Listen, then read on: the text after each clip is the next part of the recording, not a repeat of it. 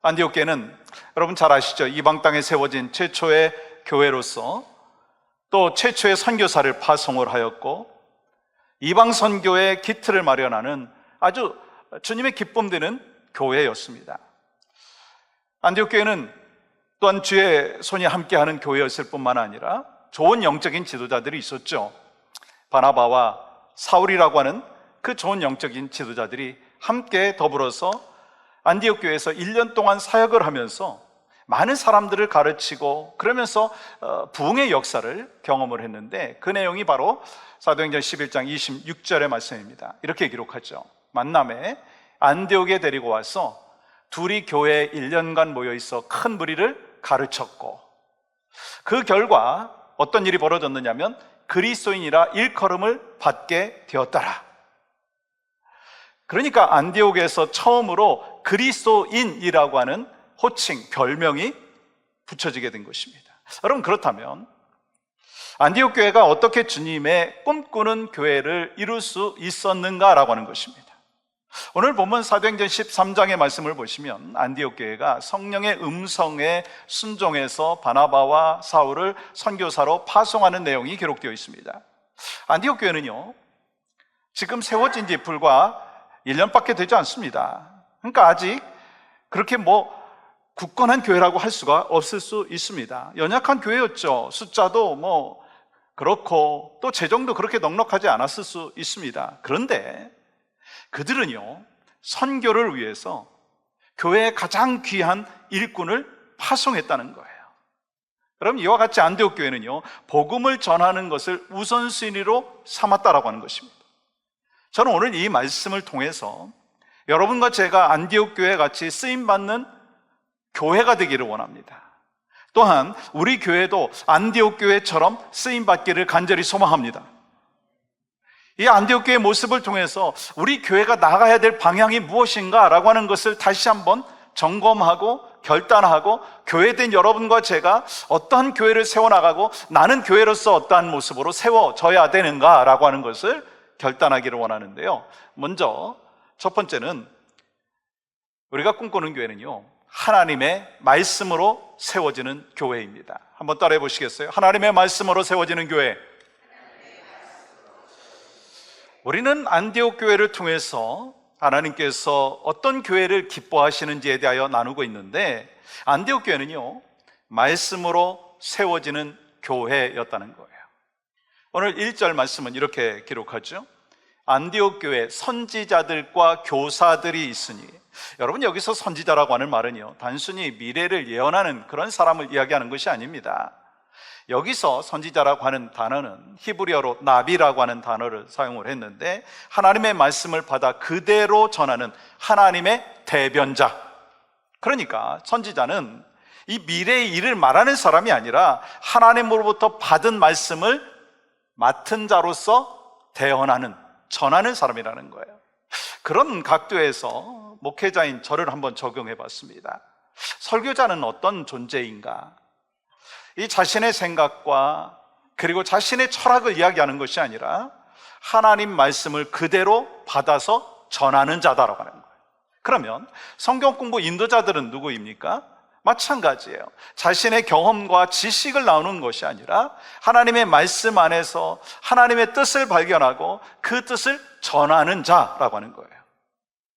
그러므로 하나님의 말씀을 바르게 전하고 가르치는 목회자가 있고 인도자가 있는 교회는요, 반드시 나타나는 열매가 있어요. 영적인 부흥의 역사가 있다는 거예요. 왠지 아십니까? 하나님의 말씀은 생명이 있기 때문에. 하나님의 말씀은 생명이 있는 줄 믿습니다. 여러분, 그렇기 때문에 여러분, 성도들에게 있어서 말씀이 없으면요, 신앙생활의 성장을 이룰 수가 없어요. 아니, 신앙생활을 하면서 퇴보하는 신앙생활을 할 수밖에 없습니다. 여러분, 교회에 말씀이 없다면 어떻게 되겠어요? 교회는요, 그냥 사교 모임으로 끝나버릴 수밖에 없다는 거예요. 아무리 사람이 많으면 뭐합니까? 재정이 튼튼하면 뭐합니까? 건물이 화려하면 뭐합니까? 말씀이 없는 교회는요, 생명력이 없다는 거예요. 마찬가지로 성도도 마찬가지입니다. 아무리 오랫동안 신앙생활을 했다 한다 할지라도 말씀이 사라지면은요, 그 자리에 세상의 가치가 자리 잡게 되는 거예요. 하나님의 말씀을 기준 삼아서 살아가야 되는데 세상의 기준이 자신의 삶을 좌우한다라고 하는 거예요. 여러분, 교회에 나오는 여러 가지 이유 중에 가장 중요한 이유 중에 하나가 있다면 그것은요, 하나님의 말씀을 듣기 위해서입니다. 하나님의 말씀을 듣기 위해서. 여러분은 목회자에게 기대하는 것이 무엇인가? 한번 생각해 보십시오. 아니, 저를 향하여 기대하는 것이 무엇입니까? 우리 목사님은 성품이 좋은 목회자를 원하신다. 우리 목사님은 친화력이 좋고 친절한 목사님으로 나는 원한다. 나는 스펙 좋은 목사님을 원한다. 여러분, 그것도 필요하지만 정말 중요한 게 뭐냐면, 목회자에게 있어서 정말 중요한 게 뭐냐면 하나님의 말씀을 바르게 전하고 그 말씀대로 살기 위하여 힘쓰는 목회자가 되어야 된다는 거예요. 여러분, 그러면 마찬가지로 교회 리더들은 어떤가요? 특별히 목자들은 어떤가요? 말씀을 듣기 위해서 힘써야 되고요, 또한 말씀을 삶 가운데 적용하며 말씀대로 살기 위하여 힘써야 된다는 거예요. 여러분, 누가복음 24장의 말씀해 보시면 엠마오로 가는 두 제자에게 부활하신 주님이 나타나시죠. 그리고 그들과 함께 걸어가시면서 성경을 풀어주실 때 그들은 어떠한 변화의 역사가 있었느냐면요, 마음이 뜨거워졌다는 거예요. 32절 말씀은 이렇게 기록합니다. 성경을 풀어주실 때 우리 속에서 마음이 뜨겁지 아니하더냐. 여러분, 우리 안에 말씀이 임할 때 우리의 마음은 뜨거워지는 거예요. 여러분, 목회자가 말씀을 받고 마음이 뜨거워지면서 복음을 전할 때 또 성도들의 마음도 뜨거워지는 거예요. 여러분과 저의 신앙의 여정 가운데 말씀을 통해서 우리의 심령이 뜨거워지는 역사가 있기를 간절히 소망합니다. 그래서 우리 모두가 말씀으로 뜨거워질 때 여러분, 우리의 영이 회복이 되어지는 것이고, 말씀으로 영이 뜨거워질 때 바로 교회가 살아나는 것입니다. 제가 목회하면서 큰 감동과 위로가 될 때가 언제인가 한번 생각을 해보니까 이런 때더라고요. 우리 성도들 중에서 예전에 설교했던 그 내용을 가슴속에 새기시면서 살아가는 가운데 내가 힘들 때, 어려울 때 목사님이 전에 말씀해 주신 그 말씀을 통해서 제가 위로를 받고 새 힘을 얻었습니다 라고 말씀하시대. 여러분, 시간이 흐름에도 불구하고 여전히 자신에게 주시는 그 말씀으로 받고 그 말씀을 적용하고 말씀 속에서 역사하시는 하나님의 그 은혜를 경험하는 그 삶의 모습이요, 목회자에게 있어서 참 기쁨이고 격려가 되더라고요. 그런데 한번 이런 생각을 해봤어요. 하나님은 어떠실까? 하나님은 어떠실까? 우리가 하나님의 말씀을 붙들고 순종하며 살아갈 때 하나님의 마음은 어떠실까? 여러분, 어떨 거라고 생각하세요? 하나님이 기뻐하시는 줄 믿습니다. 그러니까 하나님께서는 그러한 하나님의 자녀를 결코 잊지 아니하시고 더 큰 은혜로 채워 주신다는 거예요. 그리고 우리는 초대교회의 모델인 이 안디옥 교회를 다시 살펴보면서 말씀 훈련은 사람을 변화시킨다라고 하는 사실을 알게 됩니다. 말씀의 훈련을 통해서 어떤 역사가 나타납니까? 제자로 세워지는 역사가 나타난다는 거예요. 여러분, 우리 교회가 하나님의 말씀을 중심으로 세워지는 교회가 되기를 소망합니다. 우리 성도 한 사람 한 사람이 말씀 앞에서 무릎을 꿇고 말씀으로 위로받고 말씀으로 도전받고 변화되는 은혜, 그러한 은혜가 바로 여러분과 저에게 있기를 간절히 소망합니다. 그때 교회는요, 말씀이 살아 움직이는 교회가 될 뿐만 아니라 말씀이 중심이 되어서 뜨거운 성령의 역사하심을 경험하는 귀한 복의 복을 받는 아름다운 공동체로 세워지고 여러분과 저도 그러한 삶을 살게 되는 줄 믿습니다. 또한 여러분, 두 번째는요, 우리가 꿈꾸는 교회, 주님이 원하시는 교회는 무엇인가? 하나의 비전을 가진 교회, 하나의 비전을 가진 교회라는 거예요. 여러분, 오늘 본문 1절 말씀은 이렇게 기록하고 있습니다. 안디옥 교회에 선지자들과 교사들이 있으니 곧 바나바와 느게르라 하는 시몬과 구레네 사람 루기와 분봉왕 헤롯의 젖동생 마나엔과 및 사울이라. 이 안디옥 교회는요, 지금 바나바, 시몬, 루기오, 마나엔, 사울이라고 하는 사람이 지도자들이었어요. 근데 여러분, 이 5명의 지도자들은요, 백그라운드가 다 달라요. 이 바나바는요, 부유한 유대인 출신으로서 자신의 밭을 팔아서 교회에 바쳤던 사람이죠. 그리고 그의 아름다운 모습이 있죠. 믿음과 성령이 충만한 사람, 착했던 사람이었어요. 이 니게르라고 하는 시몬은 어떤 사람입니까? 아마도 피부가 검은 아프리카 유대인 가능성이 높습니다. 또한 성경학자들은요, 예수님의 십자가를 대신 지고 갔던 구레네 사람 시몬일 가능성이 높다고 이야기하죠. 여러분, 이 구레네 사람 루기오는 어떤 사람입니까? 북아프리카 사람으로서 오늘날 리비아 지역 출신의 사람이라고 하는 거예요. 만화에는요, 분봉왕 헤롯과 함께 젖을 먹은 그 동생으로서 궁중 생활을 했던 신분이 좀 높은 사람이었습니다. 그러면 사울은 누군가요? 우리가 잘 알고 있는 바울이죠. 본래 그는 교회를 박해했던 자였죠. 그런데 예수님 만나고 그가 사명을 얻고 복음을 전하는 도구로 쓰임받았어요. 여러분, 이와 같이 그들은 출신 지역도 사회적인 위치도 민족도 인종도 성격도 달랐어요. 그들 사이에 문화가 다르고 사회적인 환경과 교육 수준이 다르니까 여러분, 그들의 생각과 그들의 그 모습 가운데 여러분, 갈등이 있지 않았겠습니까? 서로 답답한 일이 있지 않았겠습니까? 근데요, 그들은 서로 다양한 모습을 갖고 다양한 모양의 삶의 모습이 있었지만 하나된 교회를 이루는 지도자들이었다는 거예요. 함께 사역했다는 거예요.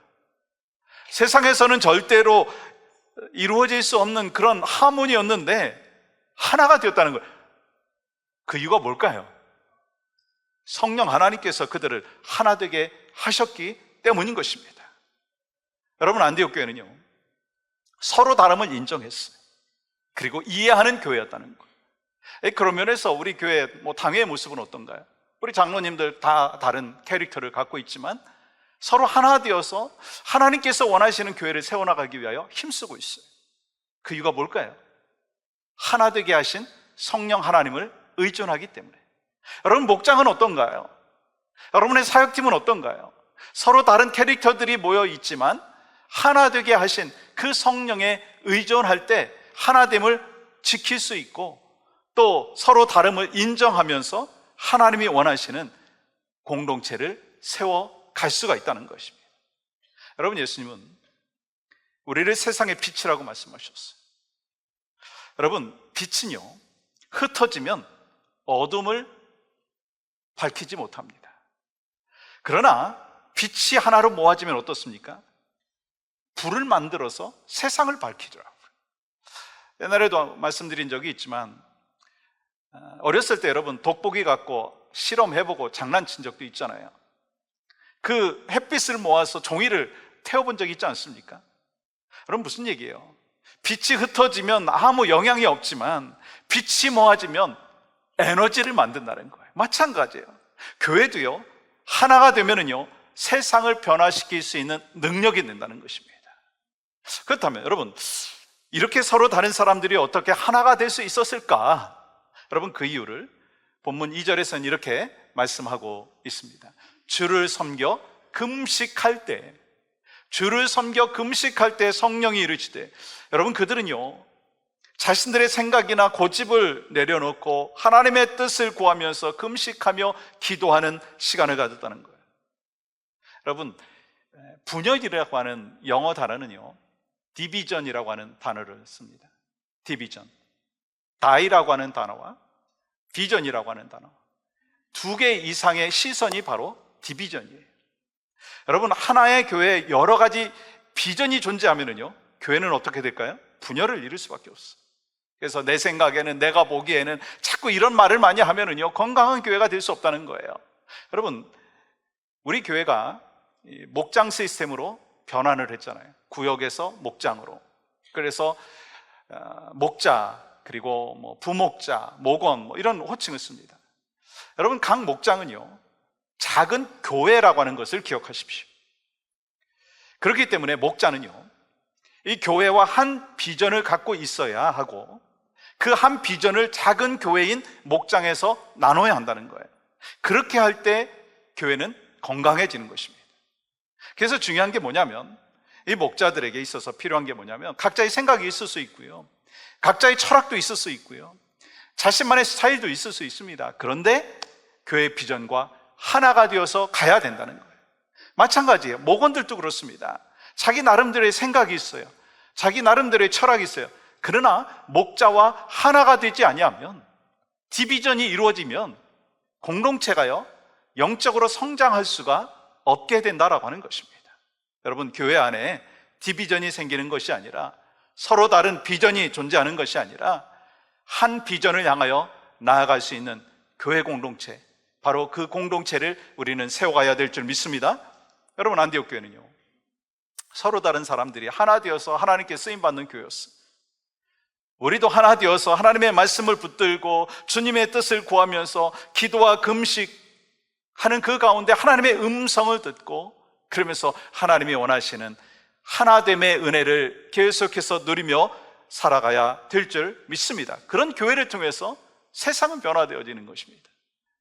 시편 133편 1절은 이렇게 말씀하시죠. 보라, 형제가 연합하여 동거함이 어찌 그리 선하고 아름다운고. 우리가 하나 되어질 때 우리는 하나님 앞에 기쁨 되어지는 거예요. 이를 위하여 우리 모두가 힘쓸 수 있는, 성령으로 하나 되어 주님 앞에 영광 올려드릴 수 있는 아름다운 가정과 교회 공동체를 세워가기를 주의 이름으로 간절히 축복합니다. 또한 세 번째는요, 우리가 꿈꾸는 교회는 성령님의 음성에 민감한 교회라는 거예요. 여러분, 사도행전을 다른 말로 이렇게 얘기하죠. 성령행전. 그래서 사도행전 1장부터 마지막 장까지 쭉 보시면 이 성령의 역사하심, 성령의 일하심이 계속해서 기록되어 있습니다. 여러분, 오늘 본문 2절에도 이렇게 기록하고 있죠. 주를 섬겨 금식할 때에 성령이 이르시되. 여러분, 얼마나 아름답습니까? 안디옥 교회는요 예배 중에 금식하면서 기도하던 중에 성령의 음성을 들었다는 거예요. 이 안디옥 교회가 하나님이 원하시는, 하나님이 꿈꾸는 교회가 될 수 있었던 것은 성령님의 민감함이 있었기 때문인 거예요. 성령님의 음성에 귀를 기울였고, 철저하게 성령님보다 앞서지 아니하고 성령님의 인도하심을 따라갔다는 거예요. 이 반면에 예루살렘 교회는 어땠는가? 여러분, 예루살렘 교회가요 성령의 역사하심을 크게 경험했습니다. 근데 그러므로 인하여 부응원했지만 순종하는 모습이 연약했어요. 흩어지지 않았어요. 예루살렘에만 머물러 있었습니다. 그러자 어떻게 되었어요? 하나님께서 핍박을 통해서 강제로 흩으셔가지고 그 흩어진 사람들이 복음을 안디옥에까지 가서 전하는 것을 보게 됩니다. 근데 안디옥 교회는 좀 달랐어요. 성령님의 음성에 귀 기울였습니다. 성령님의 음성에 그 귀 기울인 이 안디옥 교회 사람들은 금식하면서 기도하면서 그 성령의 음성을 들었고, 또한 두 영적인 지도자들을 선교사로 파송을 했어요. 또한 파송된 그 바나바와 사울은요 그 성령의 충만한 은혜를 덧입고 순종하며 살았다라고 하는 거예요. 우리 교회도 마찬가지로 성령님의 음성에 민감한 교회가 되어서 하나님 앞에 기쁨과 또 감사를 올려드리기를 간절히 소망합니다. 그래서 사람의 말이 우선이 아니라 성령님께서 일으켜주시고 성령님께서 일하시고 성령님께서 보내시는 그 귀한 사명을 감당하는 우리 모두가 되어야 된다는 거예요. 오늘날 많은 교회들이요 이런 교회를 지향합니다. Seeker Friendly Church, 구도자 중심의 교회. 다시 말해서 교회에 처음 방문한 사람들이 편안하게 예배할 수 있도록 배려하고 또 예배도 그렇게 구성을 한다 하죠. 저는 필요하다고 생각합니다. 그런데 그보다 더 중요한 것이 있어요. 뭐냐면 우리는 Holy Spirit Friendly Church가 되어야 된다는 거예요. 성령 중심의 교회가 되어야 된다는 거예요. 다시 말해서 성령님께서 편안하게 임하실 수 있도록, 성령님께서 일하실 수 있도록 우리의 마음을 활짝 열고 성령님 역사하여 주시옵소서. 그 사모함이 있어야 되는 거예요. 왜요? 성령님께서는요 인격적이신 분이에요. 그래서 성령님을 사모하고 소중히 여기고 기꺼이 초청할 때 우리 가운데 임재하심을 경험하게 된다는 거예요. 우리 교회가 진심으로 성령님을 사모하는 교회가 될 수 있기를 간절히 소망합니다. 성령님을 사모하며 기도하고 환영하는 교회가 되기를 간절히 소망합니다. 그리고 우리 각자가요, 우리 교회가요, 성령 충만을 위해서 기도해야 된다는 거예요. 우리 모두가 성령의 열매를 맺기 위하여 기도하면서 성령님이 역사하시는 예배, 성령님이 일하시는 그 삶의 모습으로 나아가야 된다는 거예요. 왜요? 성령님이 역사하심이 없는 교회는요, 금방 드라이해집니다. 냉랭하다는 거예요. 열심히 일해도요, 기쁨이 없어요. 여러분, 성령의 충만한 은혜가 없으면은요, 여러분, 예배자가 된다 한다 할지라도 기쁨과 감격이 없다는 거예요. 그래서 오늘 예배를 드리면서, 찬양을 올려드리면서, 기도를 하면서, 또 말씀을 받으면서도 왜 내가 이렇게 냉랭할까? 그 이유를 내가 성령의 충만한 은혜가 없기 때문이 아닌가라고 하는 것에서 찾아보십시오. 왜요? 성령님께서 운행하시고 성령님께서 일하시고 성령님께서 우리에게 충만한 은혜를 베풀어 주셨을 때 우리는요, 기쁨이 넘치고 능력이 있고 생명의 역사하심을 경험하게 되는 것입니다. 여러분, 안디옥교회는 성령님께서 일하신 교회였어요. 그래서 사도행전 전체를 보시면요, 이 성령님께서 주도적으로 사역하시는 모습이 나타나는 것을 우리가 쭉 보게 되는데, 사도행전 11장 말씀 보시면 성령인에게 임하사, 13장에서는 두 사람이 성령의 보내심을 받아, 15장에서는 성령과 우리는, 또 16장에서는 성령이 아시아에서 말씀을 전하지 못하게 하시거늘, 20장에서는 오직 성령이 각 성에서 증언하시고 성령이 그들 가운데. 여러분, 이와 같이 성령님은 교회를 이끄시고 방향을 정하시고 사람을 부르시고 선교를 명령하시는 거예요. 그래서 우리도, 우리 교회도 성령님께서 말씀하시면 들어야 되고요, 그리고 말씀을 통해서 부르시면 나아가는 교회가 돼야 된다는 거예요. 요한복음 8장 47절에서 이렇게 말씀하십니다.